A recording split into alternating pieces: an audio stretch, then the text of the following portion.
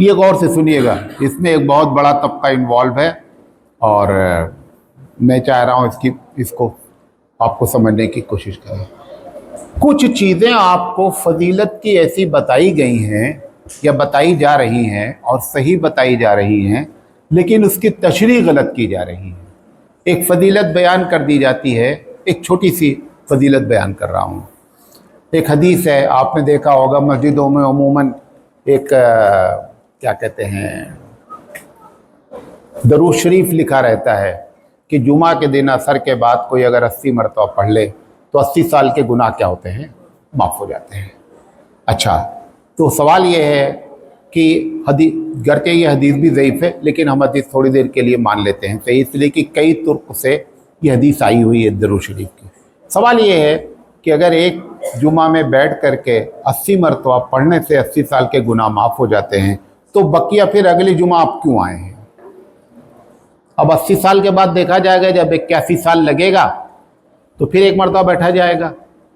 یہ غلط کانسیپٹ دیا گیا ہے۔ ایسے ہی سینکڑوں فضیلت کے غلط کانسیپٹ دیے گئے ہیں۔ اس کی تشریح کیا ہے؟ 3 باتیں نوٹ کر لیں۔ گناہ صغیرہ معاف ہوں گے، کبیرہ کبھی نہیں معاف ہوتے، چاہے الٹے لٹک جائے۔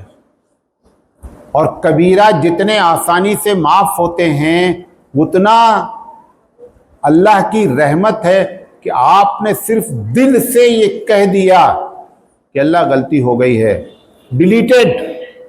حبیب مصطفیٰ نے سرٹیفکیٹ دیا، التائب من الذنب کمن لا ذنب لہ۔ لوگوں گناہوں سے توبہ کرنے والا ایسا ہے گویا کہ اس نے گناہ کیا ہی نہیں ہے۔ التائب من الذنب کمن لا ذنب لہ۔ ایک مرتبہ بھی اگر کیونکہ رب ہم آپ کو دھوکہ دے سکتے ہیں پگڑی باندھ کر کے، لمبا کرتا پہن کر کے، بہت بڑے مولانا ہیں، لیکن رب کو تو یہ سب چیز دھوکہ نہیں دیا جا سکتا۔ وہ تو اندر کا ٹمپریچر سے نکال کے دیکھتا ہے کہ کہاں ہیں آپ۔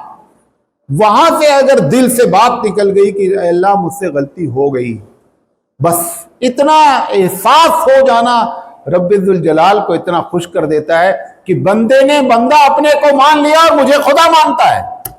بس یہی تو سر کمال ہے ہمارا۔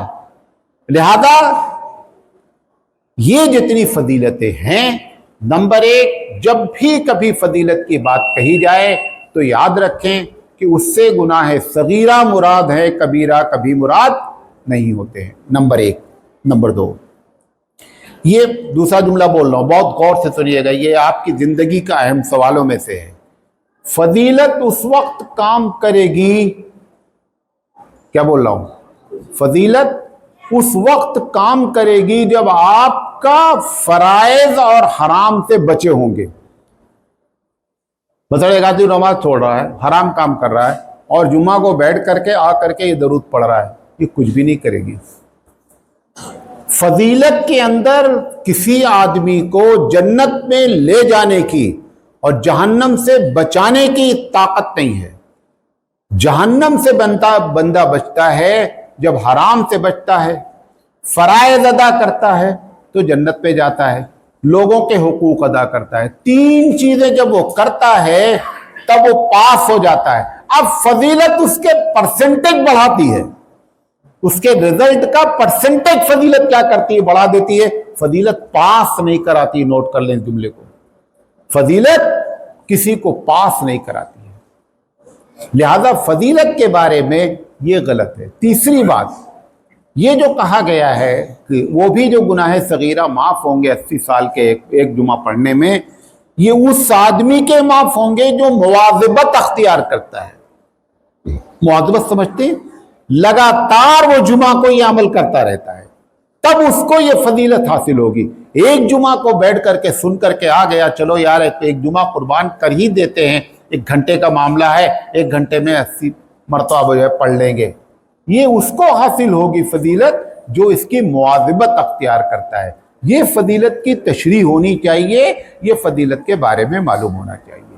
یہ ایک وجہ ہے جس کی وجہ سے آدمی غفلت میں ہے۔ آخری بات